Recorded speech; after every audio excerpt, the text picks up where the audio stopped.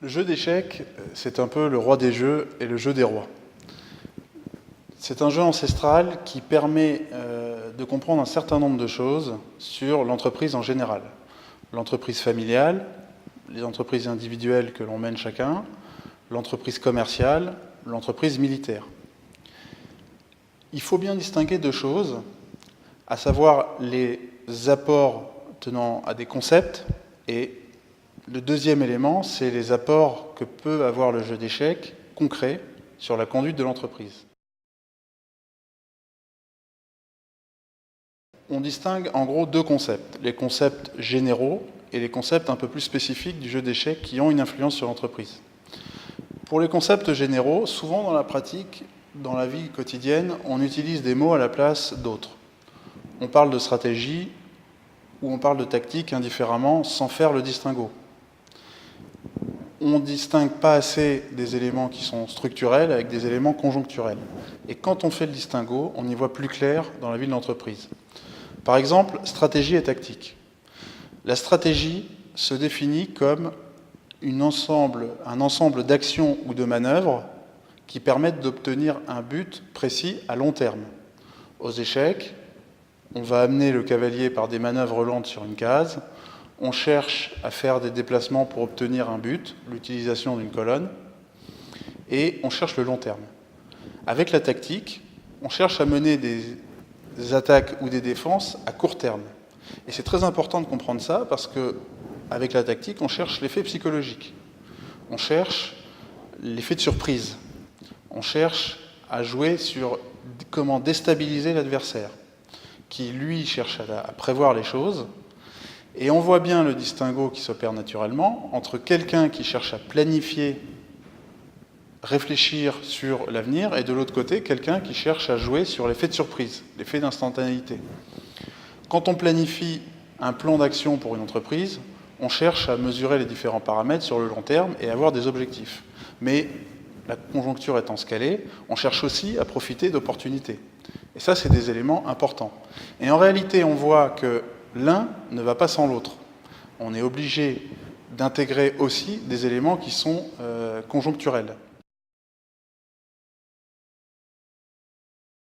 Dans le jeu statique, on a des éléments durables, le rapport de pièces, qui a plus de pièces que l'autre,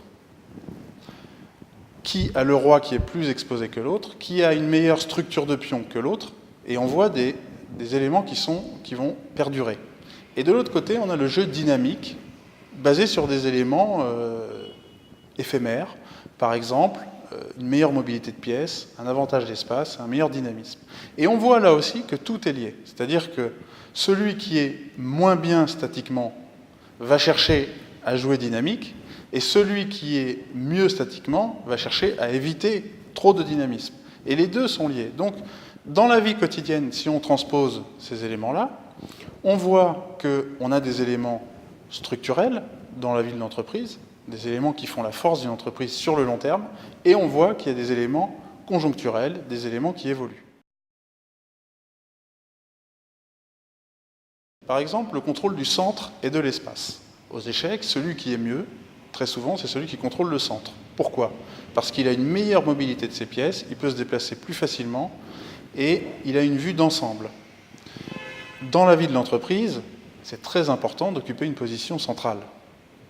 Centrale ne veut pas dire forcément exposée aux vues de tous, mais dans le champ, dans le marché, dans un secteur précis pour lequel on occupe l'espace. On occupe l'espace sur Internet, on occupe l'espace au sein d'autres associations, bref, on est présent. Voilà. Contrôler le centre et l'espace, ça s'applique dans la vie de tous les jours. Il y a un autre principe qui est celui de la surprotection.